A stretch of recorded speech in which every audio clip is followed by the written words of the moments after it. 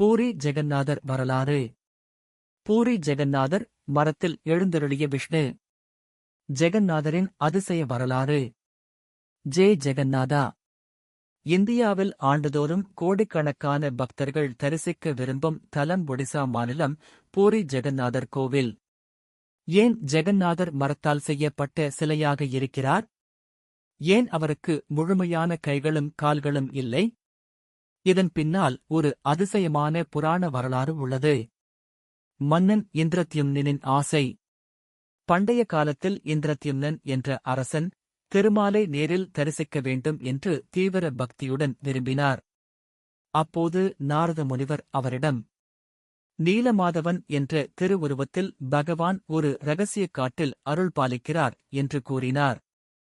நீலமாதவனை தேடிய அரசன் பல இடங்களில் தேடியும் காணவில்லை. பின்னர் இறைவன் கனவில் தோன்றி, கடலில் மிதந்து வரும் புனித மரக்கட்டையிலிருந்து என் திருவுருவத்தை உருவாக்கு என்று அருளினார். விஸ்வகர்மாவின் நிபந்தனை.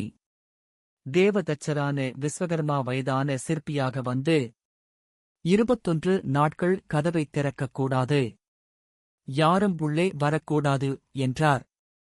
அரசன் சம்மதித்தார். கதவைத் திறந்த அரசி.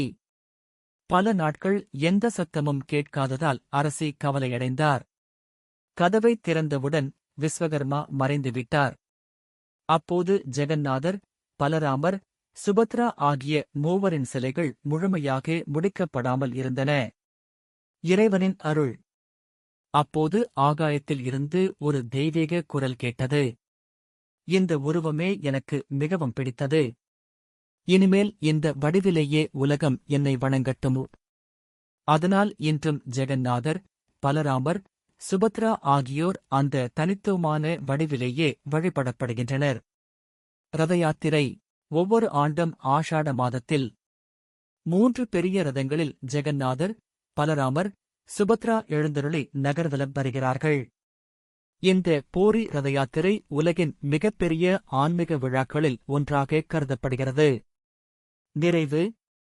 பூரி ஜெகந்நாதர் பக்தர்களுக்கு கருணையும் நம்பிக்கையும் அளிக்கும் திருத்தலமாக போற்றப்படுகிறார்.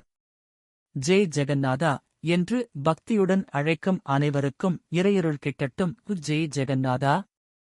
ஓம் நமோ நாராயணாய.